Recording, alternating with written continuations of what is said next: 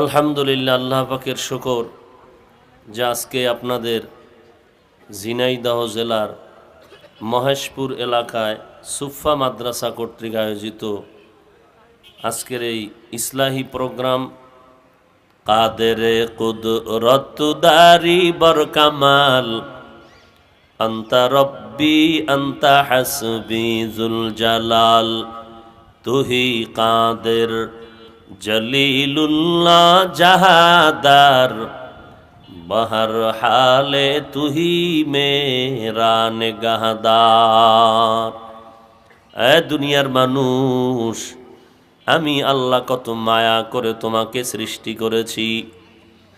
ভালো করে নজর করে দেখো, দুনিয়াতে আসার সময় আমি আল্লাহ তোমার এমন সুন্দর করে বানিয়ে পাঠিয়েছি।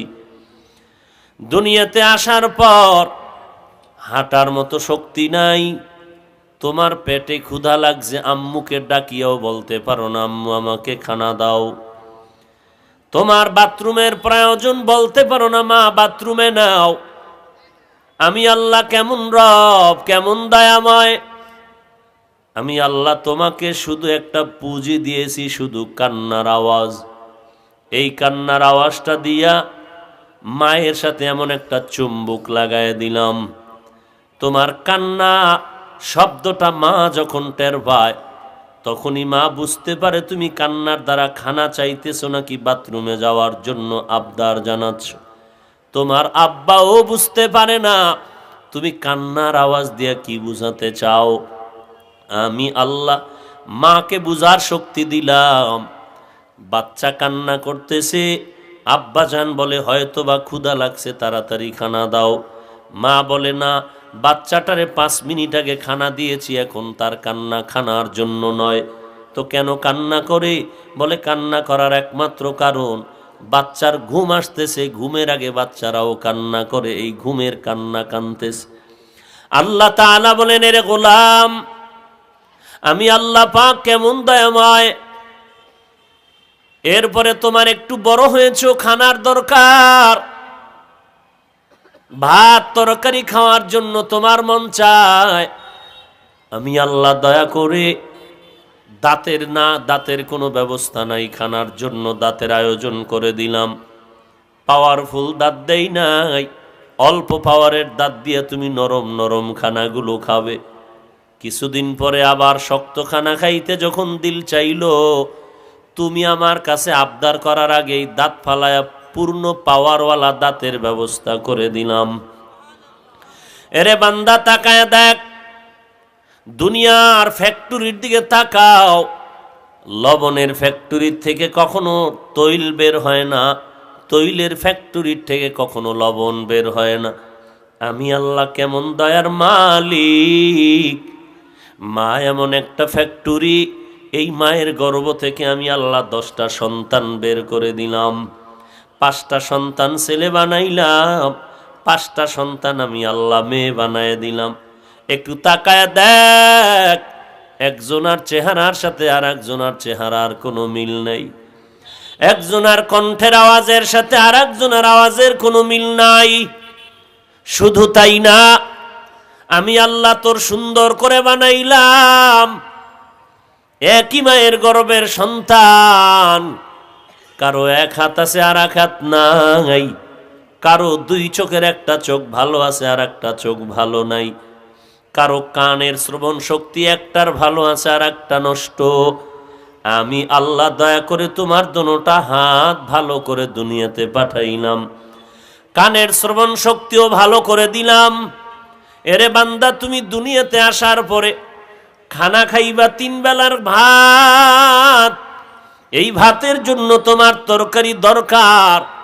কত জাতের তরকারি আমি আল্লাহ তোমার জন্য ব্যবস্থা করে দিলাম। শাক দিলাম, সবজি দিলাম, এগুলো আবার রান্না করার জন্য তৈল লাগবে, তাও দিলাম। পেঁয়াজ রসুনের ব্যবস্থাও করে দিলাম। এরে বান্দা, শাক ভালো লাগে না, মাছের ব্যবস্থা করলাম। কত হাজার ধরনের মাছ, একটা মজা লাগে না আর একটা মজা লাগে না, তো অন্য মাছ খাও। গোশতের জগতেও হাজার ধরনের গোশতের ব্যবস্থা করে দিলাম। 3 বেলার খানার পর বান্দা আরো কিছু বাড়তি খানা দিলাম শরীরের ভিটামিনটা পূর্ণ করার জন্য, ফলের ব্যবস্থা করলাম। 12 মাস বান্দা ফল খাইয়া শরীরের ভিটামিনটাকে সুন্দর করে রাখবা। আমি আল্লাহ এত নেয়ামত তোমাকে দিলাম, বলো বান্দা এই মোহাব্বত আমি তোমাকে না করলে তো দিতাম না। এত নেয়ামত দেওয়ার মানে কি? তুমি আমাকে মোহাব্বত করবা না, আমার বিরোধিতা করবা না। এত কিছু দেওয়ার পর আমার কি অধিকার রাখি না তোমার থেকে আমি মোহাব্বতের আওয়াজটা শুনতে পাই? আল্লাহ বলেন, নবী জিজ্ঞাসা করেন, আমি আল্লাহকে যদি বান্দারা মোহাব্বত করতে চায়, কারণ মোহাব্বত পাওয়াটা আমি আল্লাহর অধিকার, আর আমার বান্দা বান্দি আমাকে মোহাব্বত করাটাই হলো তাদের দায়িত্ব। আমি আল্লাহ আসমান বানাইলাম, জমিন বানালাম, সূর্য, চাঁদ, পাহাড়, পর্বত, গাছপালা সব আমি বান্দার জন্য বানিয়েছি। সূর্যটার আলো বান্দার জন্য, চাঁদের আলো বান্দার জন্য। এরে গোলাম নজর করে দেখ, জমিনের মধ্যে তুই ফসল ফলাচ্ছ, গাছের মধ্যে ফল হচ্ছে।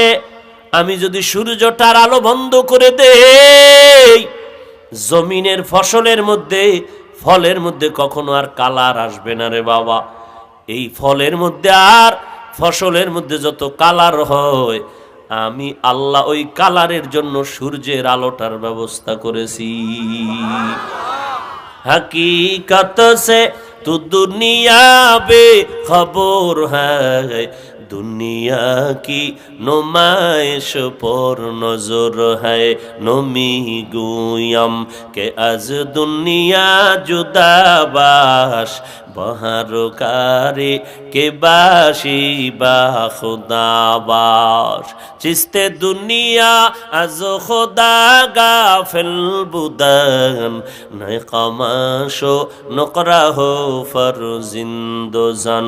आब दर कश्ती हालाके कश्तियास्त, आब अंदर जीरी पुश्तियास्त।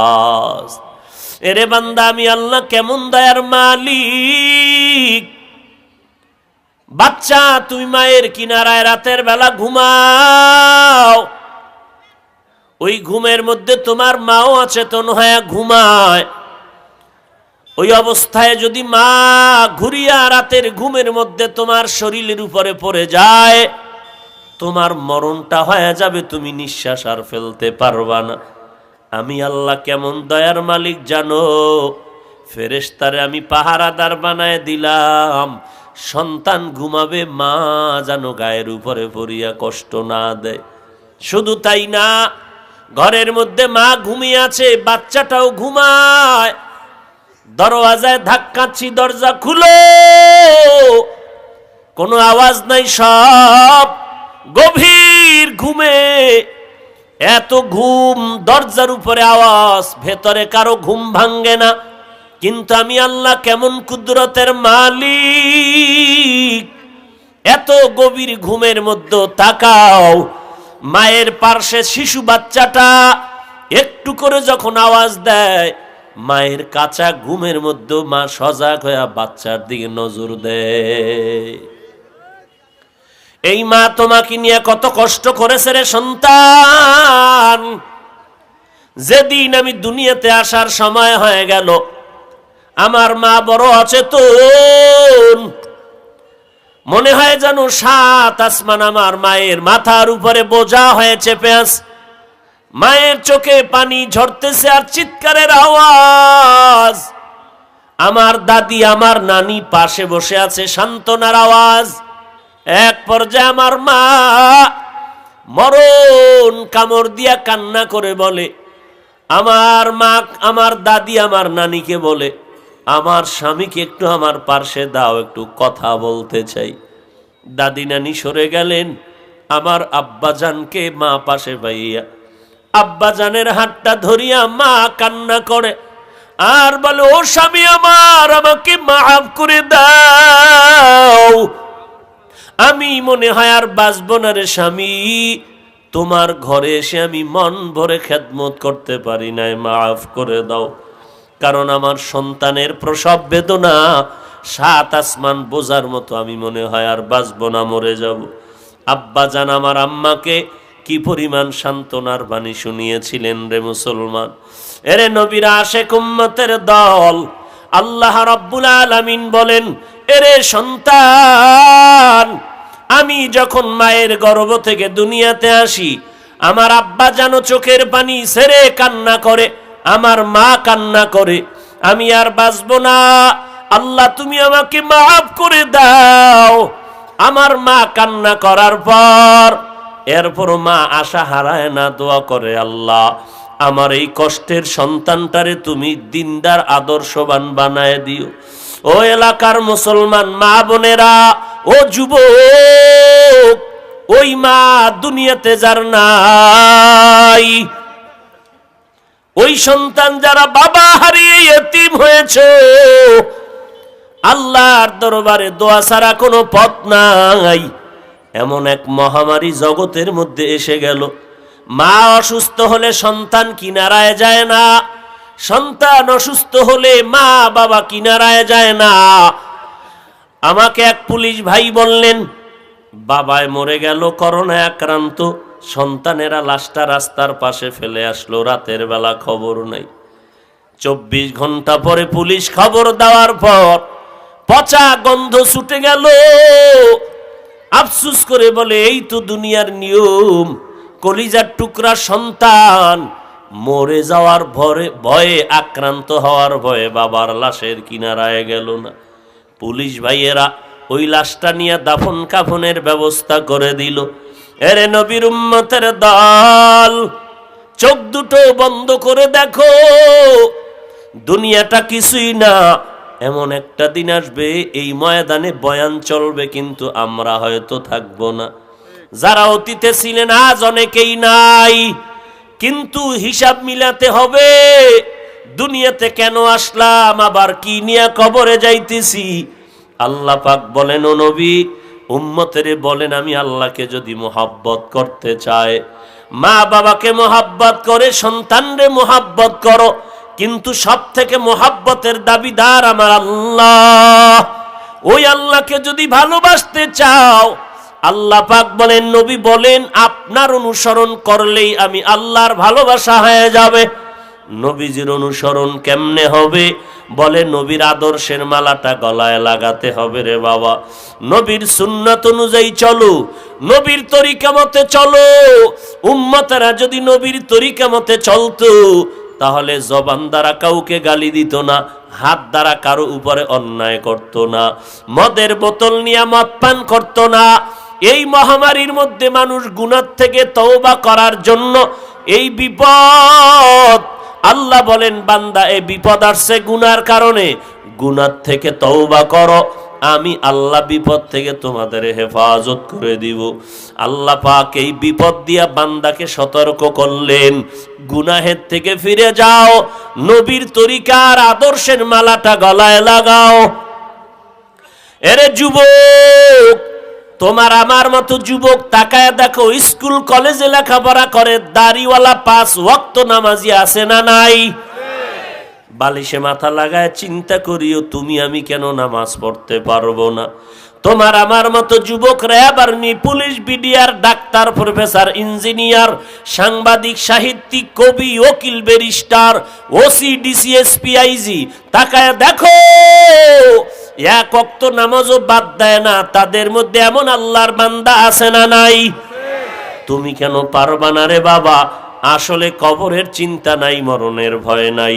তোমার আমার মতো কত যুবক সন্তান ব্যবসা করে, চাকরি করে, নামাজ বাদ দেয় না। এরে পর্দার আড়ালের মা, আপনাদের কপাল কত ভালো। ওই মা বাবার কপাল ভালো, যেই মা বাবার সন্তান হয় কোরআনের আলেম। ওই মা বাবার কপাল কতই না ভালো, যেই মা বাবার সন্তানের দ্বারা মানুষের খেদমত চলে, মানুষের সেবা চলে, জাতির খেদমত হয়। ওই মা বাবার কপাল কতই না ভালো, যেই মায়ের সন্তানের পেছনে দাঁড়াইয়া হাজার হাজার মানুষ নামাজ আদায় করে। ওই মা বাবার কপাল ভালো, যেই মা বাবার সন্তানের কাছে হাজারো মানুষ দোয়ার জন্য দৌড়ায়। এরে নবীর উম্মতের দল, এমন জীবনটাই তো তোমার কামনা করা দরকার। মরিয়া গেল যেন দুনিয়ার মানুষ দোয়া করতে থাকে। হাটহাজারীর হুজুর চলে গেলেন, কিন্তু তার নামের দোয়া আর বয়ান বন্ধ নাই। এরে নবীর উম্মত, এই জমিনে নমরুদ, হামান, কারুন, ফেরাউন, দুনিয়াতে ক্ষমতাও কম ছিল না, টাকা পয়সাও কম ছিল না, কিন্তু তাদের নাম নেওয়ার মতো একটা মানুষ দুনিয়াতে নাই। কোনো একটা বেঈমানের বাড়ি ঘুরিয়া দেখো সারা দুনিয়ায় কারো নাম ফেরাউন আছে নাকি? তাহলে অথচ দেখেন টাকা পয়সার অভাব ছিল না, কিন্তু সমস্ত আল্লাহওয়ালা আম্বিয়ায়ে কেরাম, সাহাবায়ে কেরামের নাম নেওয়ার মানুষ আছে না নাই? অভাব নাই। খাজা মঈনুদ্দিন চিশতির নামে সন্তানের নাম, আল্লাহওয়ালাদের নামে সন্তানের নাম, সাহাবায়ে কেরামদের নামে মাদ্রাসার নাম, মসজিদের নাম। এরে নবীর আশিক, আল্লাহর মোহাব্বত অন্তরে জমা করে নাও। ওই ফেরাউনের মতো চললে কি হবে? মরে গেলে কেউ নাম নিবে না, দোয়াও করবে না। স্কুলে পড়ো, কলেজে পড়ো, চাকরি করো, ব্যবসা করো, তবে নবীর মোহাব্বতের মালাটা গলায় লাগায়া দাও। নামাজ পড়লে তো কেউ বাধা দিবে না। আমি বাংলাদেশে ঘুরিয়া যত কলেজ দেখলাম, ভার্সিটি দেখলাম, প্রত্যেকটা কলেজ ভার্সিটির মধ্যে নির্ধারিত নামাজের জায়গা আছে না নাই? অনেক জায়গায় গিয়া দেখলাম মহিলাদের নামাজের স্থান আলাদা, পুরুষের নামাজের স্থান আলাদা। এরে যুবক, তাহলে তুমি কেন নামাজ আদায় করবে না? মদিনার নবী বলেন, 5 বেলার নামাজ যদি আদায় করতে পারো, আল্লাহ পাক কত বড় দয়াময়, আমল নামায় 5 বেলার নামাজের বরকতে 50 ওয়াক্ত নামাজের সওয়াব দান করে দিবেন। আল্লাহ পাক রব্বুল আলামিন মায়ার নবীর বরকতে এত সম্মান আর এত সুযোগ আমাদের দান করেছেন। এরে উম্মতের দল, কেউ যদি এশার নামাজ জামাতে পড়ে ঘুমায়, আবার ঘুম থেকে উঠিয়া যদি ফজরের নামাজ জামাতে আদায় করতে পারে, রব্বুল আলামিন বলে নবী উম্মতের সুসংবাদ দেন, ঘুমাইয়া যেই সময়টা কাটাইলু, আমি আল্লাহ ওই সময়টাও নেকের পাল্লায় ওজন দিয়ে দিব। মকুন সুস্তি নামাজে পাঞ্জে গানা, ফাওয়াইলুল লিল মুসাল্লিনাল্লাযিনা মুমিনারা ইনামাজ ইমদাদ দা, ইস্তাঈনু আয়াতে কুরআবা, আয়াতে কদ আফলাহারা ইয়াদকুন, গৌরকুন্দর মানিয়াজ দিল সাদিকুন। এরে নবীর আশিক উম্মতের দল, ও যুবক ভাই, কয়দিন আর যৌবনের বাহাদুরি করবি রে যুবক? কিসের যৌবনের বাহাদুরি করো রে বাবা? তোমার বুড়া দাদার দিয়ে তাকায় দেখো, তোমার আমার মতো যৌবনের শক্তি তাদের ছিল। আজকে ভালো ভালো খাইয়াও সেই শক্তি নাই, লাঠি ছাড়া চলতে পারে না। একদিন তোমার আমার হালাতটাও কিন্তু এমন হয়ে যাবে। অতএব সেই দিনটা আসার আগে আল্লাহর দরবারে তওবা করে নাও, আল্লাহর কাছে চোখের পানি ছেড়ে কান্না করো। কারণ আল্লাহ বলেন কাঁদো। সাহাবায়ে কেরাম কাঁদলেন, আম্বিয়ায়ে কেরাম কাঁদলেন। আপনারা জানেন সমস্ত আম্বিয়ায়ে কেরামের কোনো গুনাহ নাই, বেগুনাহ মাসুম। সাহাবায়ে কেরামদের মধ্যে 10 জন সাহাবা দুনিয়াতেই জান্নাতের টিকিট পেয়েছেন। এ কথাটা কি আর কখনো শুনেন নাই? কয়জন? 1 নম্বরে কার নাম? আবু বকর সিদ্দিক রাদিয়াল্লাহু তাআলা আন। ইতিহাস পড়বেন, আবু বকর জান্নাতের গ্যারান্টি কাট পাইয়াও মরণ পর্যন্ত কান্নার আওয়াজ।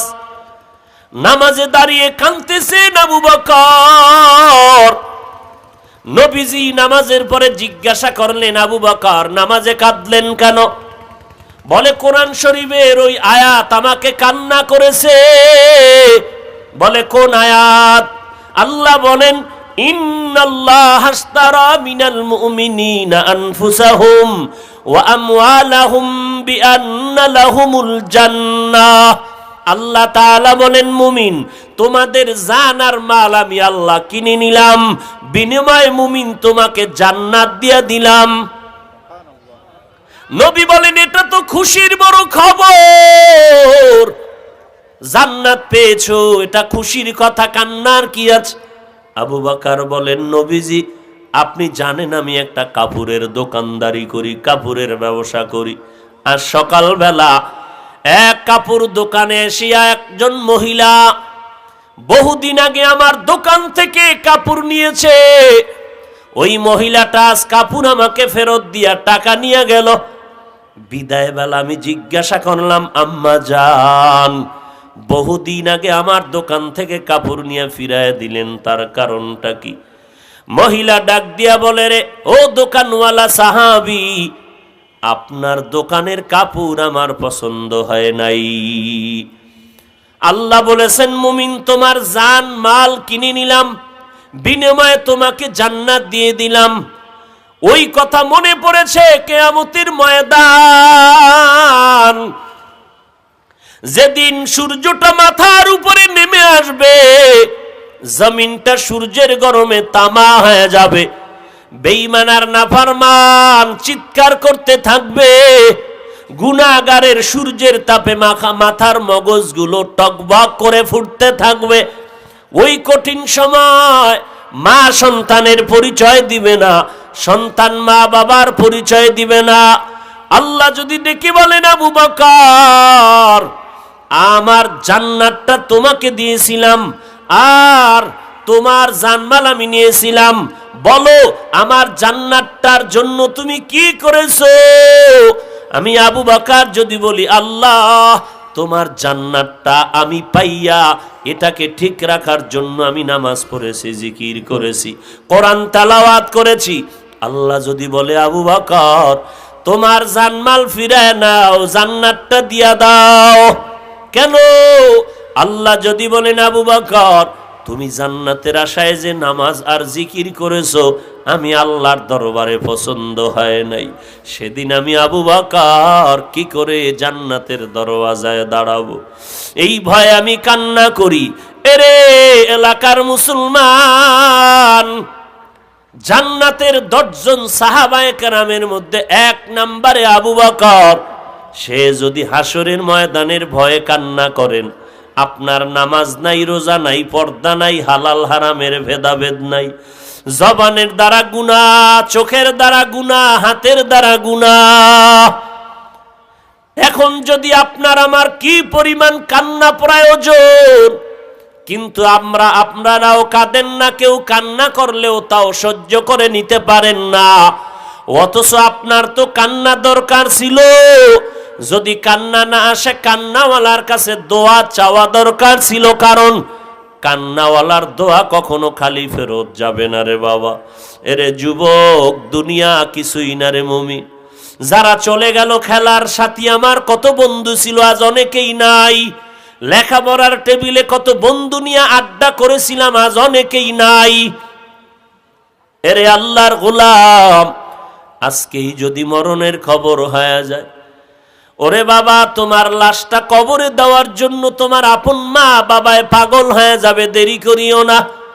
কেউ যাবে বাঁশ বাগানে বাঁশ কাটার জন্য, কেউ যাবে কবর খনন করার জন্য। তোমার বাবায় কান্না করে যাবে, সন্তান আমার নাই, ইমাম সাহেব জানাজাটা পড়ায় দিয়া যাও।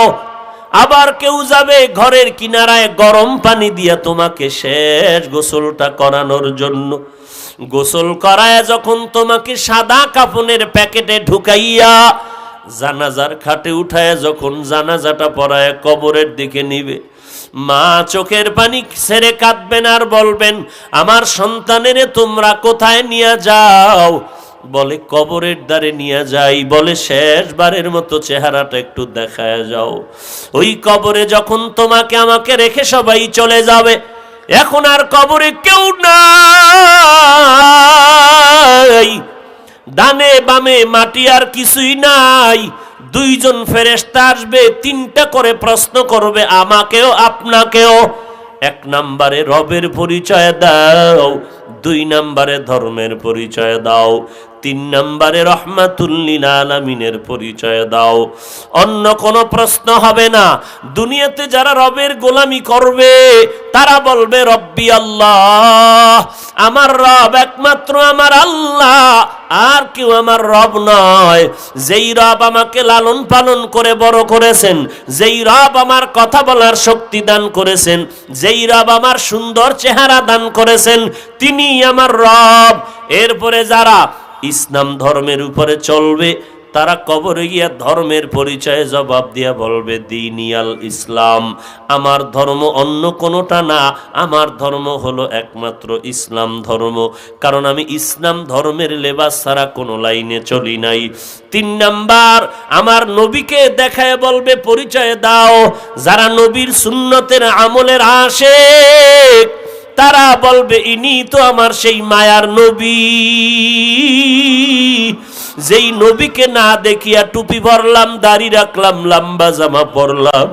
কত দুনিয়াদারেরা টুপিওয়ালা বলে গালি দিয়েছে, তারপরও টুপি ভালাই নাই। দাড়িওয়ালা বলে গালি দিয়েছে, দাড়ি ভালাই নাই। ওই সেই মায়ার নবী আমার। আল্লাহ আওয়াজ দিয়া বলবেন কুদরতি ভাবে, ফেরেশতা আর বান্দাকে ডিস্টার্ব করিও না, জান্নাতের বিছানাটা বিছায়া দাও, জান্নাতের রাস্তা করে দাও, বান্দা আরামে ঘুমাবে। কিয়ামতের আগের দিন পর্যন্ত তার ঘুম কেউ ডিস্টার্ব করবা না। পক্ষান্তরে যদি গুনাহ নিয়ে কবরে যাও, রবের সাথে পরিচয় নাই, ইসলামের সাথে পরিচয় নাই, নবীজির সুন্নাত নিজেও মানো না, অন্যরা আমল করলে সহ্য করতে পারো না, উল্টা তুমি তামাশা করো, ঠাট্টা করো। টুপি না পরলে অসুবিধা কি? দাড়ি না রাখলে অসুবিধা কি? নামাজ না পড়লে অসুবিধা কি? ওরে অসুবিধা কি? এই প্রশ্ন তো নবীর আশিকদের করার কথা না। তারা তো কাফসুস করবে আর কান্না করবে আর দোয়া চাইবে। টুপি মাথায় দেওয়া দরকার হুজুর, পারি না, ঝামেলা, দোয়া করবেন যেন শিখতে পারি। নামাজ পড়া দরকার, পারি না হুজুর, দোয়া করবেন যেন নামাজ পড়ার সুযোগ করতে পারি। বান্দা অসুবিধা কি? কোনো প্রশ্নই তো করবে না। এদের অবস্থাটা কবরে কেমন হবে? যখন বলবে রবের পরিচয় দাও, এই গুনাহগার বলবে লা আদরি, আমি কিছুই জানি না। আবার বলবে ধর্মের পরিচয় দাও, বলবে আমি কিছুই জানি না। আবার বলবে নবীর পরিচয় দাও, বলবে আমি চিনি না। আল্লাহর অর্ডার হয়ে যাবে, এরে ফেরেশতা এই বান্দারে আর সুযোগ দেওয়া যাবে না। দুনিয়াতে আমি আল্লাহ কম সুযোগ দেই নাই। আমার দেওয়া বাতাস, আমার দেওয়া সূর্যের আলো, আমার দেওয়া চাঁদের আলো সব ভোগ করার পরে বান্দা আমার বিরোধিতা করেছে, এখন আর সুযোগ দেওয়া হবে না। জাহান্নামের বিছানাটা কবরে বিছাইয়া দাও, জাহান্নামের সাথে কবরে রাস্তা করে দাও। এরপরে আল্লাহ বলবে রে কবরের মাটি, এই নাফরমানকে দুই পার্শ্ব থেকে সজোরে চাপ দাও। কবরের মাটির চাপে পাজরের হাড় চুরমার হয়ে যাবে। একটা নয়, দুইটা নয়, 70 থেকে 99টা সাপ কবরে আসবে। এরে আল্লাহর বান্দা, ওই কবরের আযাব থেকে যদি নাজাত পেতে চাও, এখনো সময় আছে। আমার আল্লাহ বড় রহমান, পাহাড় সম পরিমাণও যদি গুনাহ করে চোখের পানি ছেড়ে দাও, আল্লাহ পাকের ওয়াদা জাহান্নামের আগুন হারাম হয়ে যাবে। আল্লাহর কাছে তওবা করো, আল্লাহ গলায় ছুরি আসবে আর নামাজ ছাড়বো না, বেপরদায় চলবো না, মা বাবাকে কষ্ট দিব না, দেশের বিরুদ্ধে, জাতির বিরুদ্ধে ষড়যন্ত্র করব না, নবীর সুন্নাত অনুযায়ী চলবো, কোরআন শরীফ তেলাওয়াত না পারলে শিখবো, আর জবান দিয়া গালি দিব না, গীবত শিকায়াত করে গুনাহগার হব না। উলামায়ে আহলে হকের পরামর্শ নিয়ে আমি নবীর সুন্নতের আমল করব। আল্লাহর মোহাব্বত যদি থাকে, কবরের আযাবের ভয় যদি থাকে, তওবা করার যদি নিয়ত হয়, খাঁটি তওবার নিয়তে দুটো হাত আমার আল্লাহকে দেখায়া দাও। আয় আল্লাহ, সবার হাত আপনি কবুল করে নেন, তওবা কবুল করে নেন, 5 ওয়াক্ত নামাজি বানায় দেন, মুসিবত থেকে হেফাজত করেন, সহিভাবে কোরআন পড়ার তৌফিক দান করেন। আয় আল্লাহ, গুনাহমুক্ত জীবন দান করেন, আমাদের তওবার উপরে মজবুত হয়ে চলার তৌফিক দান করেন, বলেন আমিন।